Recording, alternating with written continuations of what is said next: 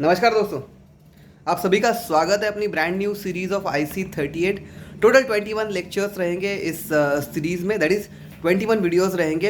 And here we go with our first topic, that is introduction to insurance. Okay, so दोस्तों, introduction to insurance का मतलब ये है exactly insurance की शुरुआत कहाँ से हुई। तो बहुत ही इंटरेस्टिंग स्टोरी है इसकी। लॉयड्स कॉफ़ी हाउस लंदन, यहाँ पे मॉडर्न कंसेप्ट ऑफ इंश्योरेंस निकल के आई। और अगर आप सोचोगे इसके बारे में तो कैसे किसी के दिमाग में इंश्योरेंस आया, ठीक है, तो इंश्योरेंस यहाँ से आता है।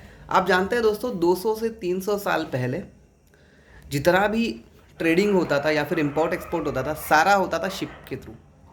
अब दोस्तों, शिप के थ्रू अगर ट्रेडिंग हो रहा है तो चांसेस है कि 100 अगर शिप्स की आना जाना हो रहा है तो कुछ परसेंट शिप्स एक तो पायरेट्स मतलब समुद्री लुटेरों के तरफ से धोखा था, और दूसरा धोखा ये था सबसे इम्पोर्टेंट कि वो जहाज़ डूबने का धोखा था।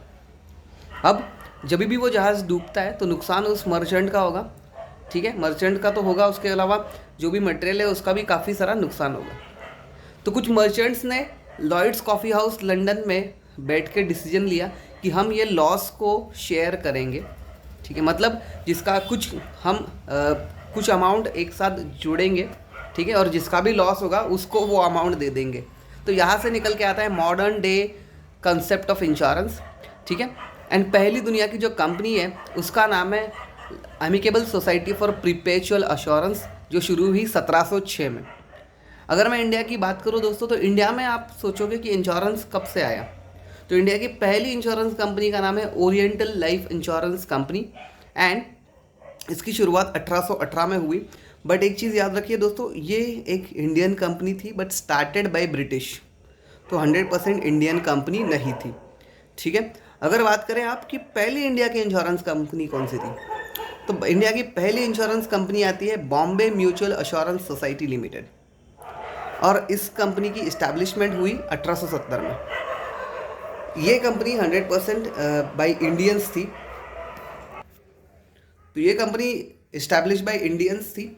और आगे बढ़ते हैं, अगर इंश्योरेंस की सबसे पहले कोई लेजिस्लेशन आया इंश्योरेंस में तो इस लेजिस्लेशन का नाम है तो इंश्योरेंस एक्ट 1938, ये सबसे पहला लेजिस्लेशन आया इंश्योरेंस में, ठीक है। आगे बढ़ते हैं, अभी सबसे बड़ा एक मोनोपोली है इंश्योरेंस में एक कंपनी की, जिसका नाम है life insurance corporation of India, LIC, ठीक है। टूथपेस्ट में बात करूँ तो मोनोपोली है कोलगेट की, और लाइफ इंश्योरेंस में मोनोपोली थी LIC की, क्योंकि हम सब वही प्रोडक्ट के बारे में ज़्यादा डिस्कस करते हैं जो ज़्यादा पुराना होता है, ठीक है। तो LIC का फॉर्मेशन होता है 1956 में। ये भी बड़ी दिलचस्प कहानी है दोस्तों। गवर्नमेंट ने डिसाइड किया कि सारी इंश्योरेंस कंपनीज को हमें एक साथ रेगुलेट करना चाहिए, ठीक है, सब कंपनीज को एक साथ मर्ज करना चाहिए। इसलिए गवर्नमेंट ने तब 170 कंपनीज एंड 75 प्रोविडेंशियल सोसाइटीज़ इनको मर्ज करके फॉर्मेशन किया life insurance corporation of India, that is LIC का, ठीक है। LIC का फॉर्मेशन होता है और इसके बाद जितना भी लाइफ इंश्योरेंस का बिजनेस है सब कंट्रोल किया जाता है एक ही कंपनी द्वारा, that is life insurance corporation of India. And तब तक जब तक फॉर्मेशन नहीं होता insurance regulatory and development authority of India, that is IRDAI का। तो IRDAI का फॉर्मेशन जो है वो होता है 1999 को। IRDAI का फॉर्मेशन ईयर है 1999, ठीक है। और इस IRDAI का फॉर्मेशन के लिए सजेशन दिया था बाय मल्होत्रा कमेटी। तो मल्होत्रा कमेटी ने 1993 में सजेशन दिया था IRDAI का फॉर्मेशन का। IRDAI का फॉर्मेशन का सजेशन इसलिए दिया गया था क्योंकि 1990s में एक जागतिक लेवल की रिसेशन चल रही थी, ठीक है, वर्ल्ड लेवल की इकोनॉमिक स्लो डाउन था, एंड उसके कारण इंडिया ने डिसाइड किया था 92-93 में कि हम ग्लोबलाइजेशन के लिए अपने डोर्स ओपन करेंगे, मतलब फॉरेन इन्वेस्टमेंट को अलाउ करेंगे इंडिया में आने के लिए। नाउ अगर फॉरेन इन्वेस्टमेंट आनी है तो मल्होत्रा कमेटी ने ये सजेस्ट किया कि इंश्योरेंस में भी हमें प्राइवेट प्लेयर्स को एंट्री देना ज़रूरी है, ठीक है। तो ग्लोबलाइजेशन का ही कुछ प्रोडक्ट्स आप देखते हो ना, hero Honda and Maruti Suzuki, ये सारे प्रोडक्ट्स ग्लोबलाइजेशन की देन है, क्योंकि जो फॉरेन प्लेयर्स आए उनको एक उनके लिए कंडीशन रखा गया था कि अगर आप इंडिया में आते हो तो आपके साथ कोई इंडियन प्लेयर जुड़ना चाहिए। तो जैसे होंडा जापान का, हीरो इंडिया का, सुजुकी जापान का एंड मारुति इंडिया का, जस्ट लाइक ये मर्जर बन गए दोस्तों, ठीक है। तो आगे बढ़ते हैं, अगर IRDAI का रोल क्या है, जैसे सारी इंश्योरेंस कंपनी, जैसे सारी बैंक्स को कंट्रोल करती है आरबीआई, उसी तरीके से कंट्रोल करती है IRDAI सारी इंश्योरेंस कंपनीज को। ठीक है, तो इंश्योरेंस की ज़रूरत क्या है, क्यों इंश्योरेंस रिक्वायर्ड है? सिंपल, आपकी एसेट्स को प्रोटेक्शन करने के लिए यू नीड इंश्योरेंस। ठीक है, तो जितने भी इंश्योरेंस कंपनीज है इंडिया में, सबको कंट्रोल किया जाता है IRDA द्वारा। और अगर मैं बात करूं इंश्योरेंस ज़रूरी क्यों है, तो इंश्योरेंस ज़रूरी इसलिए है क्योंकि आपकी जितनी एसेट्स है, एसेट को प्रोटेक्ट करने के लिए आपको इंश्योरेंस होना चाहिए। क्यों? क्योंकि एसेट के ऊपर रिस्क है, और रिस्क होने का कुछ कॉज है। रिस्क का कॉज को कहते हैं पेरिल। ठीक है, अब पेरिल एग्जैक्टली समझने के लिए एक एग्जांपल लेते हैं। फॉर एग्जांपल, मैं मोटरसाइकिल ड्राइविंग कर रहा हूँ, ठीक है, और मेरी मोटरसाइकिल के टायर जो है घिस चुके हैं। इस केस में जो टायर का घिसना या फिर मेरे मेंटेनेंस ना करना, that can be a peril, मतलब कॉज ऑफ रिस्क। ठीक है, तो सिंपल समझ लीजिए, अगर मेरी एसेट को प्रोटेक्ट करना है तो मुझे इंश्योरेंस की ज़रूरत है।